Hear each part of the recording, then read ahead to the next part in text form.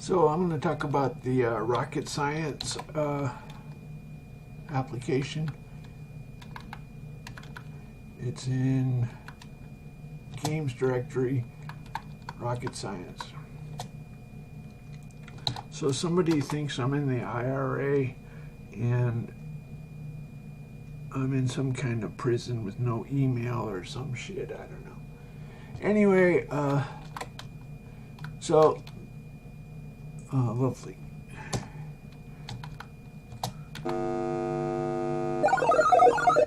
So you control the feedback on a rocket, and if you do, you can make it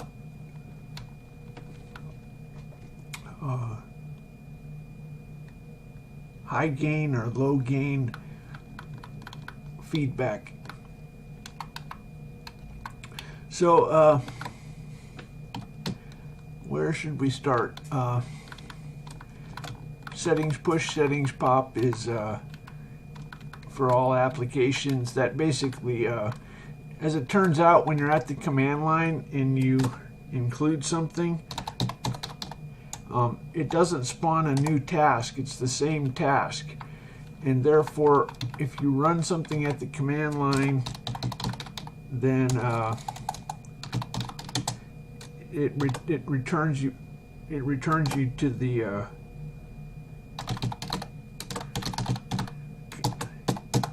so after we run this, we're going to be back at the command line. We're back at the command line. Anyway, it's the same task. It's sitting in memory. So if we say who -r, these are all the symbols from the RocketScience application.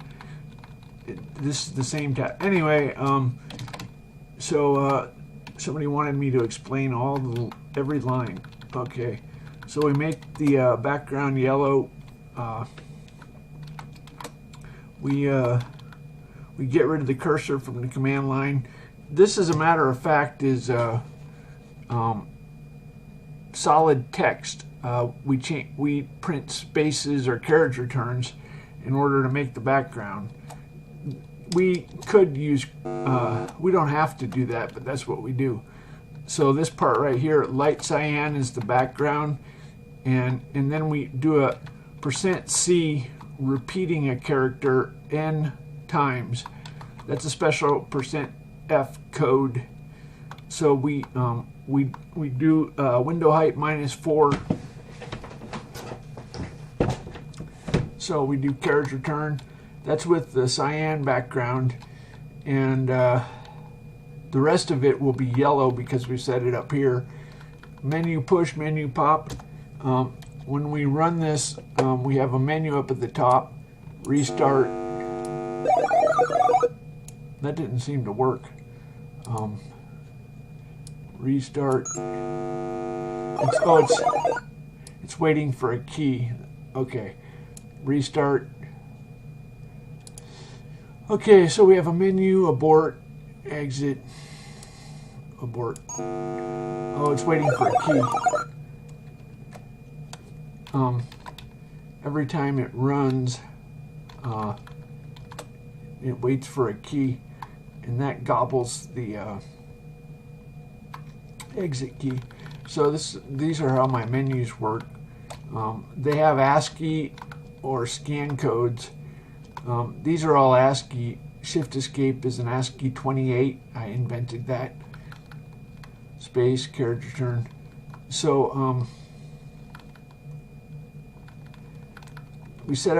we use my differential equation engine that I got from the book Numeric Recipes in C. And if you want, you can study the code. It's in the Atom directory. Math ODE, where is it? So it's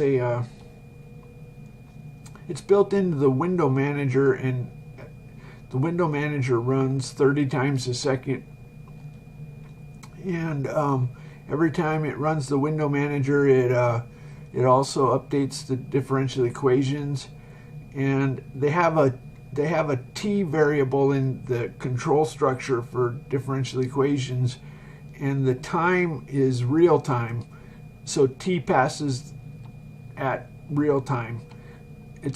That's how it calls it from the window manager. What this is a run cut of 4-5 adaptive step size algorithm. It's pretty much adapted out of numeric recipes in C.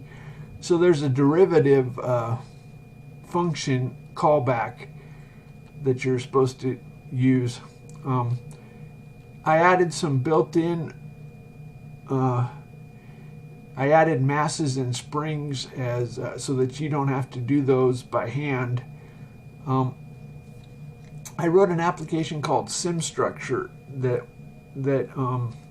was really deluxe. Anyway, and it had masses and springs and thrusters and foils and guns, and that was the year 2000. It was pretty impressive at the time, but now you have Grand Theft Auto and all of that. Anyway, the one thing it doesn't have is friction. That's really hard to do. Anyway, when you supply a derivative, you have to figure out the normal force on the surface and then find friction or something. Anyway, I didn't do that. So masses and springs and thrusters and stuff are pretty easy. Anyway, so this sets up a one of these differential equation control structures. You tell it it has a few more things built into it, like viscosity, drag, whatever you want to call it. When it moves through air, you have friction slowdown. Oh, when I said friction, I was not talking about air resistance. I was talking about against a ground surface. Anyway, so it has masses and springs, and the way this is modeled is you have a rocket with a top and a bottom mass, and the airplane. I don't know why the airplane needs a derivative. It doesn't accelerate, it just flies. But anyway, so the SimStructure application just had circles for masses, but what we do with this is we make a sprite and we put it on top of the mass. So there's actually two masses for the rocket, the top and the bottom. And anyway, so these masses are global variables.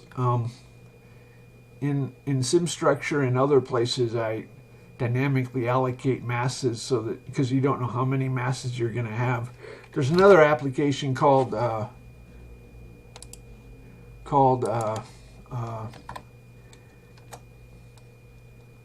hey, I could make this. Never mind. There's another application called Strut, which uses, it's very, very similar. So you place masses and springs, and this has variable number of masses. In the RocketScience, we had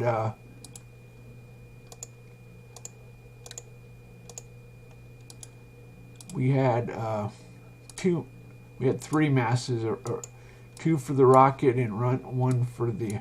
Okay, I'm going to make a connector that breaks when you press 1.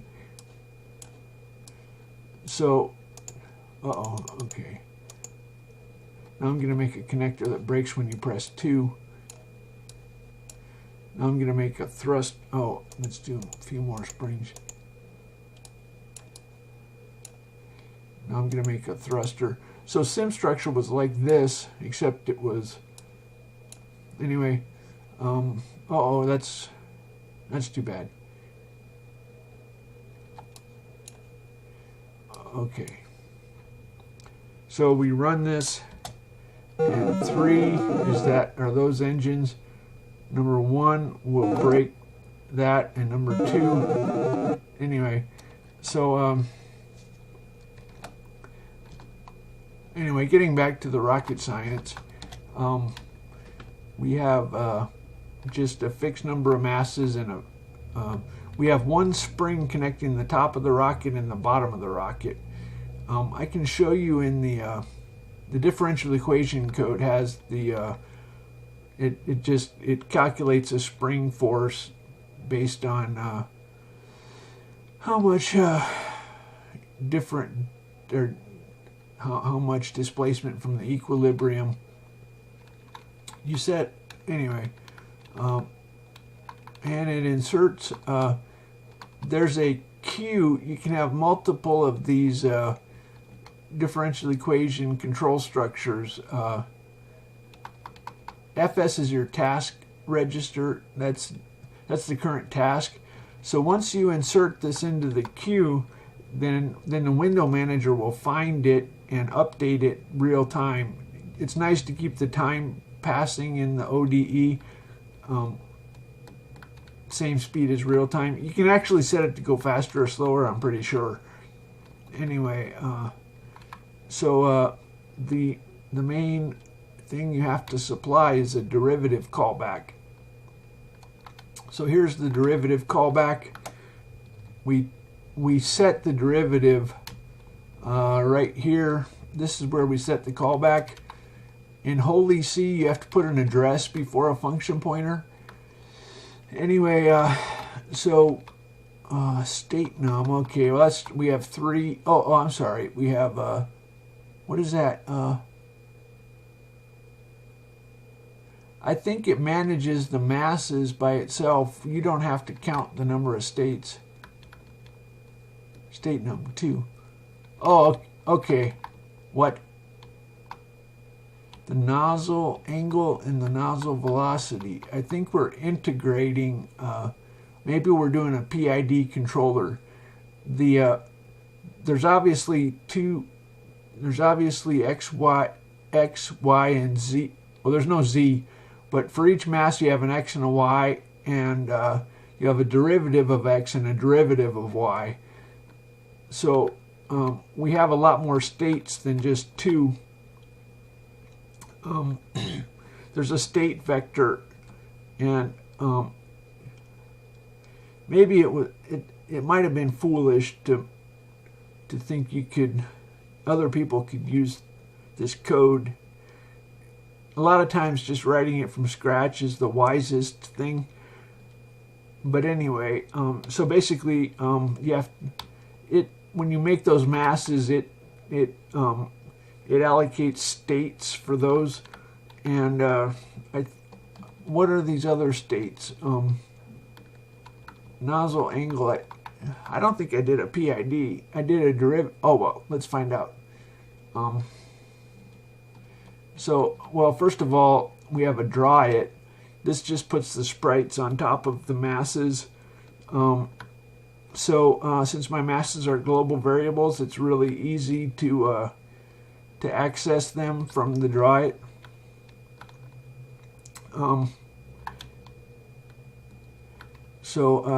The other thing we have to draw is the smoke, and it turns out that I put it onto the persistent layer, which the persistent layer is kind of for kids. One problem, watch this. So I got excited when I realized I could pan the screen, but the smoke doesn't pan. So I was going to go chasing. I was going to make the rocket loop around and chase the plane after it did a loop. You could anyway, if it misses. So the problem is the smoke is on the persistent layer. If we really wanted the smoke, we would have to make an array and store all the XY of the smoke and then move the smoke around. Anyway, that's where it makes the smoke. There's no reason that we have to do this in the draw it. This could be asynchronous. It's accessing the persistent layer I think we must have made an alias for the device context. Yeah. So DC2 is the persistent layer somewhere down here. That's an alias for the persistent layer. Anyway, so what else we have here? Window max, that maximizes the window. Remember, we start at the command line, and then it maybe you have, anyway, it maximizes the window, gets rid of borders. I think it does, doesn't it? Anyway, task end callback. Okay, so I was conscientious. I don't know why I bothered to do that. I don't know why this is here, to be quite honest. Oh no, we made our own task end callback. Then I thought that was a standard. Sometimes there's a couple standard callbacks you use. Okay, we're erasing the persistent layer and we're turning off sound. If we get a Control-Alt-C that aborts, we want to erase the persistent layer. Oh, we would, if we kill this task, we're actually telling it to erase the persistent layer. This is for if the task gets killed. This is not just a Control-Alt-C. This is a Control-Alt-X, which kills the task. That's task callback. You know, as a matter of fact, I don't even know if I reset the... I don't know if I clear that. I don't think I do. The settings push and pop keeps track of a lot of things. It doesn't mess with that callback. Anyway, so what else we have here? We set the draw. This is for the window manager callback. We looked at the routine up above. So the game loop just gets a character. We don't have to get keys. We're not using the cursor keys. We're just checking for a few that happen to be ASCII. Since the keys we're looking at are ASCII, then we can use getChar. Otherwise, we say getKey. And we're not doing any mouse or anything like that. So otherwise, we would do getMessage. So we have to be sure not to get interrupted. And that's why we have this preempt. We're turning off preemption. It gets turned back on because we saved the state in the settings push. And so since we can't get preempted, we don't burn CPU time because we're waiting for characters, and that swaps us out. So it's okay to have preemption off. So in other words, what this turning off preemption does is it says all the code from here down to here does not get interrupted, and the window manager will not get inserted, will not get, we will not yield, the window manager task will not run in this part of the code. So we're safe to change queue links. I almost always use doubly linked lists, and when you insert the differential equation engine, the links are in flux. There's two links, so it's not atomic, and that's why we turn off preemption, so that the queue links don't get corrupted. So as a matter of fact, we do not get, it will not preempt us all the way down to this settings pop. So these queue links can be changed, and the window manager will not know the difference, or it will not interrupt. We can delete the ODE at our leisure. Normally I make a cleanup routine. I'm making a init and a cleanup. Normally I would put the delete into the cleanup. This is a global variable also, isn't it? Anyway, oh well, it doesn't matter. Menu pop, this is the menu. These get pushed and popped. So when we go back, guess what the menu is when you're at the command line? The command line has a menu. So we return to the command line menu. Anyway, so let's look at the rest of this. What else do we have? We initialize, basically put the rocket at the bottom, and what do? We set the spring length to the distance between the two masses, I hope. Rest length. Okay, we have that hard-coded as, anyway, DVT span. That doesn't sound like a very good label. I don't even know what some of these labels get the name changed by accident. I don't know what I have no idea what DVT is supposed to stand for. Anyway, in my operating system, I changed names. This might have got clobbered accidentally. I don't know. What do you think DVT stands for? Derivative type? I don't know. Oh well. Anyway, that's the height of the rocket, 40 pixels. We went ahead and kept the coordinate system as pixels, I do believe. When you're doing something like this, a lot of times you work with meters instead of pixels. When I did SimStructure, I worked with meters, and then I set the scale to convert to pixels. I think this is pixels. Anyway, what's left? So did we talk about? We talked about the draw it. We draw some lines. What are these lines? M1. I don't even know what that is. Yellow and red lines. If it's black, oh, that's the fire. We draw 6 triangles of fire that alternate between yellow and red based on every time the window manager updates, we increment this. And so what's going to happen is on odd and even window updates, we do red or yellow. So let's look at the fire. So we have fire that's red and yellow. That looked like red and yellow. It didn't look like all red and then all yellow. So in order to do a triangle, you work with the nozzle angle. Arg,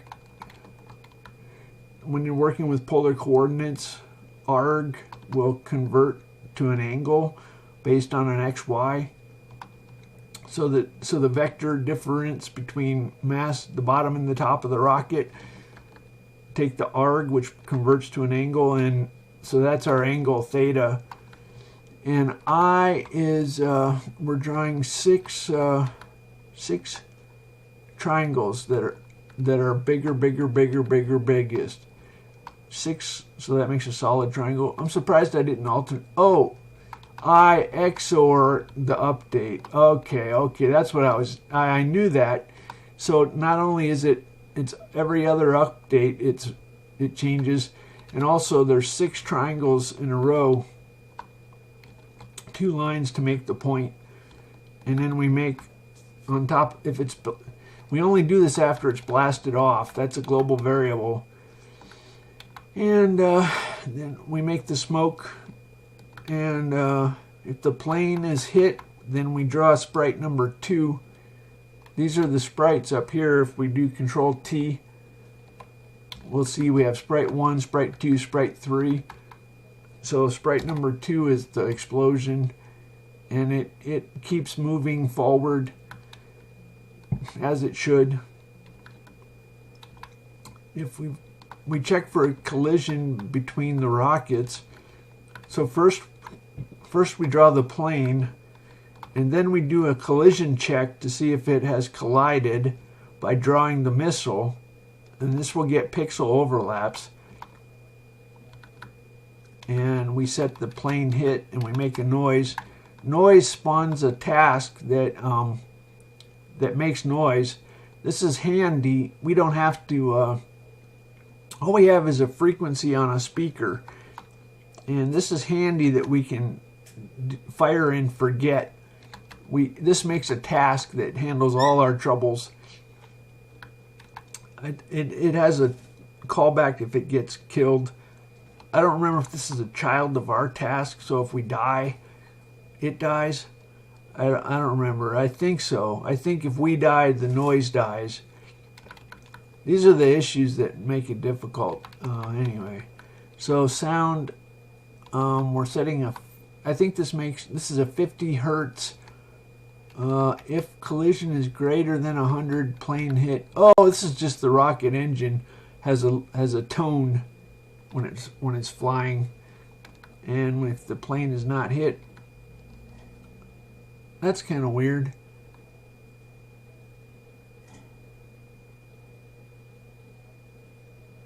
If plane is not hit, we turn off sound. If it is blasted off and the plane is not hit, then we play the tone. Otherwise, if the plane is not hit. Okay, so we don't want to turn off. Anyway, simple stuff. So finally, we draw the image itself. We drew it once in order to count collision pixels. That was invisible. And now we draw it again. And we draw some circles. What are these? Oh, this is the target. When I made my missile control system, I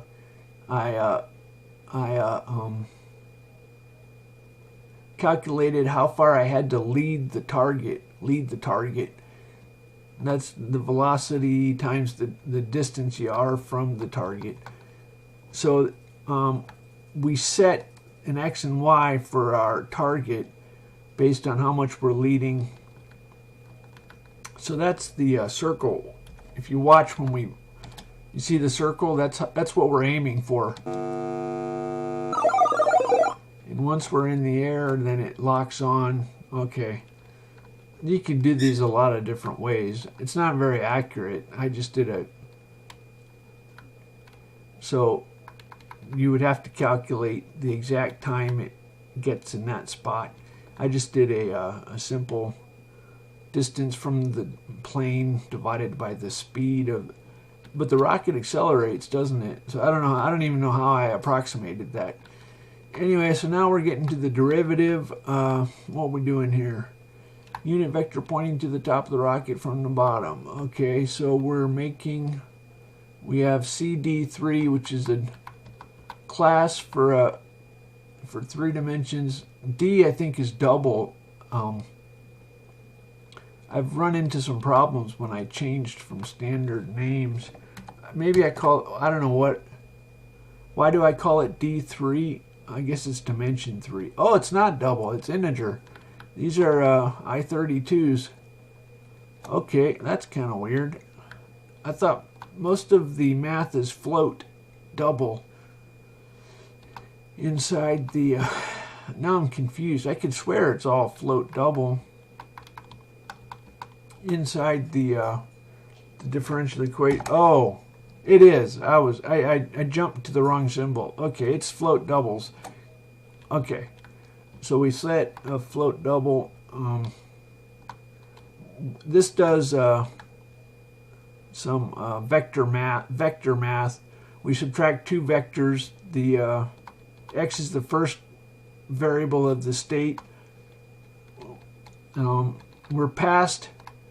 Okay, there's the ODE node has a bunch of individual allocations for all the masses.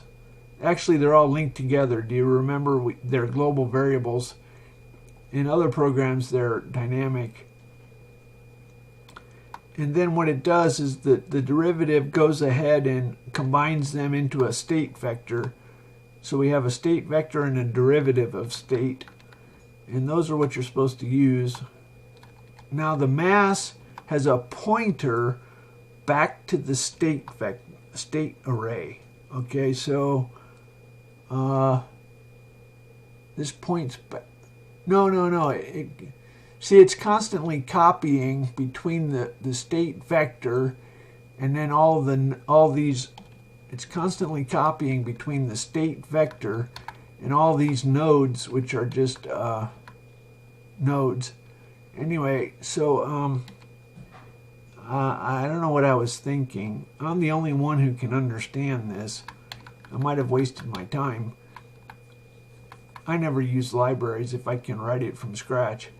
Anyway, so he copies between the state vector and the nodes. and whatever. Anyway, so I don't even think we use the state vector that's passed to this callback. We just use the global variables that have the updated state. Sometimes you want an initial position for the vectors and then the actual position. Anyway, as a matter of fact, we're using the built-in data type CMass. Here it is. It's got Q links. It's got pointers to state and dstate. And then it has the mass has the mass, and it has, okay, when you save this to disk, you go from start to end. No, that's when it copies to the array, I think. Anyway, so I don't think anybody else understands this, so I wasted my time making it a library. It's hopeless. That's kind of depressing. Anyway, so there's some now what you do is you make your own class and you expand. You make a base class with the built-in mass and spring. I do that in some of my applications, like I add a color for the springs and stuff. So what are we doing? We are, oh, this goes forward order. This goes 1 by 2 and store it in P-body. That's funny. So I use P for my vectors. So it's calculating the it's making a vector that points from the top to the bottom or bottom to top. Then it's converting it to a unit vector. You always have, I don't remember if all of my, this is going in one direction. A lot of my math routines go the other direction and put the destination first. You just have to look it up. So if we look up this routine, vector 1, vector 2, and then the difference. So some of them go one direction. Oh well. I don't have C++, so I can't do operators. So what are we doing? D theta dt lets us prevent 2 spin.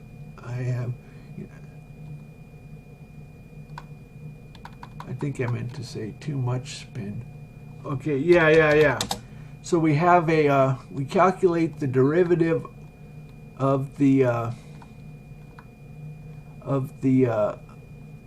angle of the rocket. And then what we do, in order to keep the rocket flying, this acts kind of like a gyroscope or something. We want to keep it going in one direction, and so when we're setting the thrust vector direction, then we have a term that wants to keep it from changing its angle. It's kind of like a gyroscope. You know how a gyroscope doesn't want to change its angle?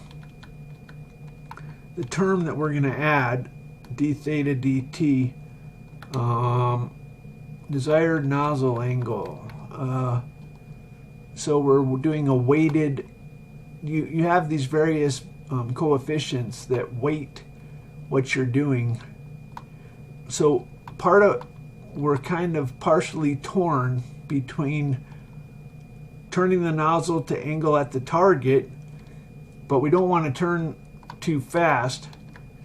And I imagine that the pixel coordinates of these two are wildly different, and so that's why, even though this is a lower gain than this, the units are radians, derivative of radians. The units here are target angle error. Okay, so we're dealing with the derivative of in radians of theta, and then the target angle error. Okay, well, anyway, so what are we doing here? Now we're copying the p target. Where did we calculate that? Okay, from the top to the target. So we make a vector pointing from the top to the target. We take the distance. Okay, we want this distance for various usages. So we before we normalize, we get the distance. So we do another copy. Then we make it a unit vector. And v, what is v? It's some kind of velocity, isn't it? What are we dealing with here?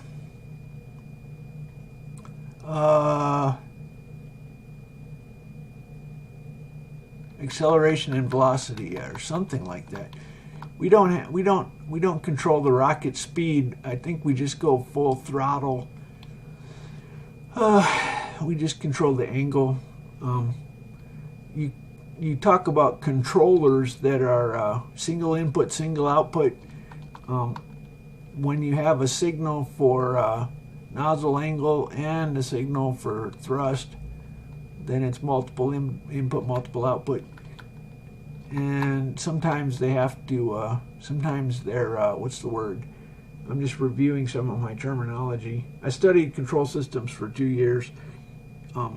If they're coupled, then you have to, I didn't solve these with anything I was taught. I just did monkey.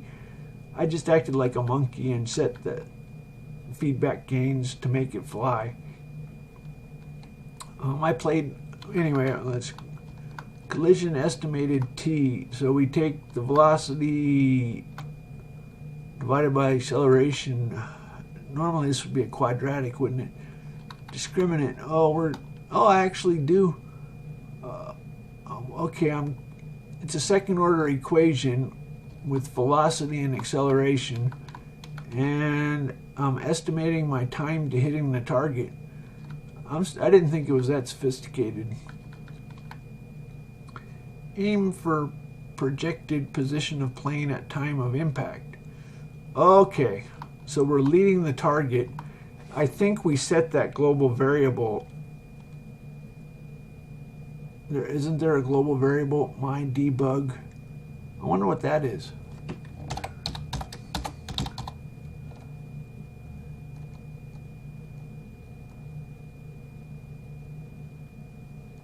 Oh, so we can display a value by shoving it into that.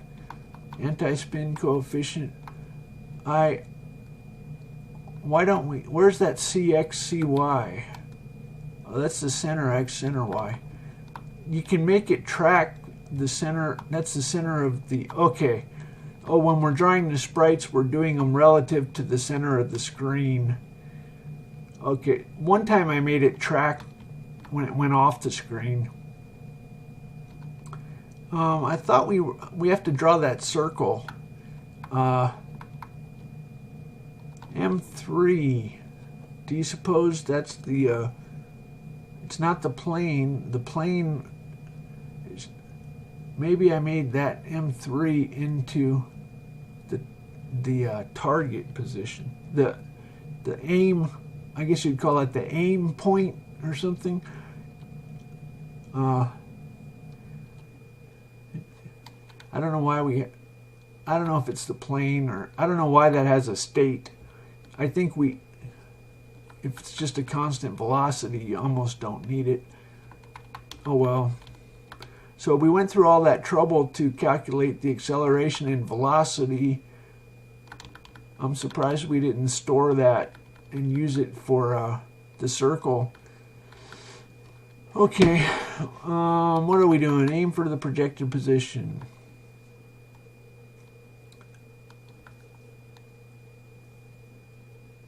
I don't know what we're doing exactly.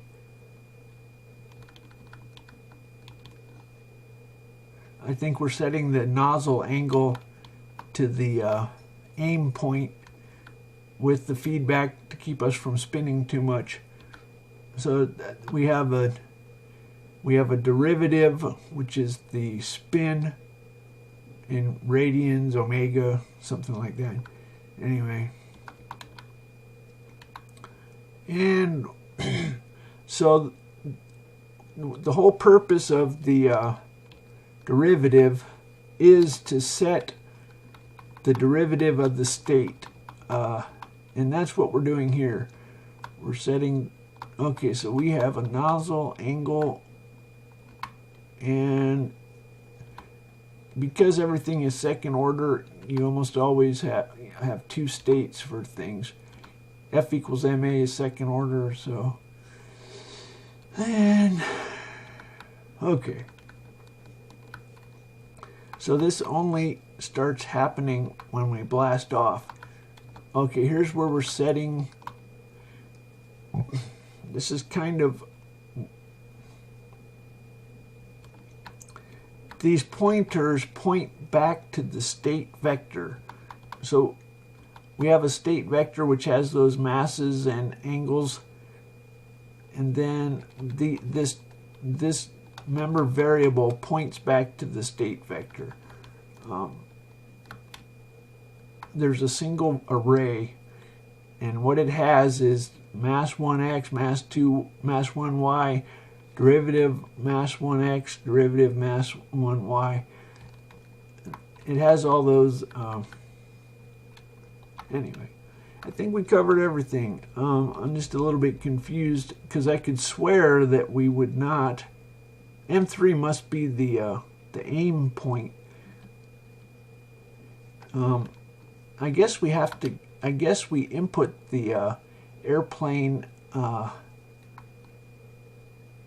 think the position of the airplane is handled by the derivative. Let's look for M3, see where it is. Oops.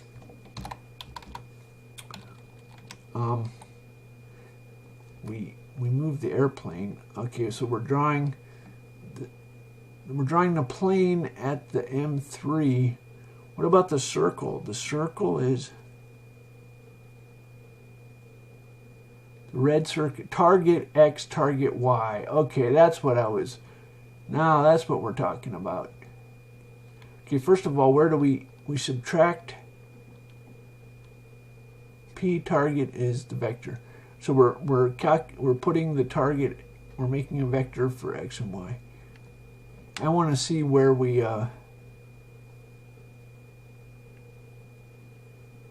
So we're copying. Okay. Oh, do you know what? It's a constant. dx dt is a constant. There's the velocity. I'm kind of surprised that I guess it doesn't change.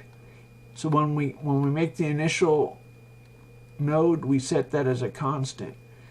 And target X is a global variable. Target is a CD3, a three-dimensional. Okay, now everything makes sense. So we set target X and target Y.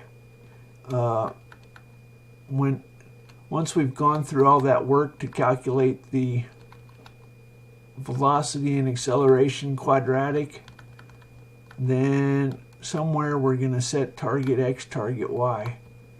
Here's where we're doing it. Let's see. P target. Let's look for, we're going to look for target as a whole label. Target. We draw the target. Okay, so we copy P target into target. I guess I didn't want to. You know, technically, what if it got interrupted and you drew 1x and 1y different? These happen to be, the window manager handles both drawing and the differential equations. The window manager calls the drawback to draw. It also calls the drawback to the differential equation. So as a matter of fact, it doesn't have to be atomic. You might not want it to draw if it set the X and then changed and set the Y. That would be bad. Anyway, as a matter of fact, okay. Anyway, I think we've covered this sufficiently. So how about that?